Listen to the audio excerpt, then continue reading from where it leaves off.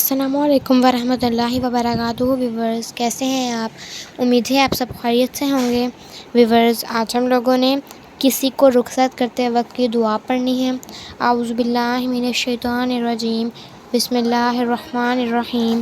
کسی کو رخصت کرتے وقت کی دعا: استودعک اللہ دینک و امانتک و خواتیم اعمالک۔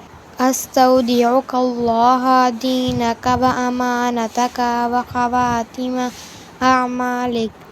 استودعک اللہ دینک و امانتک و خواتیم اعمالک۔ ترجمہ: میں آپ کے دین اور امانت کو اور تمام اعمال کے اچھے خاتمے کو اللہ کے سپرد کرتا ہوں۔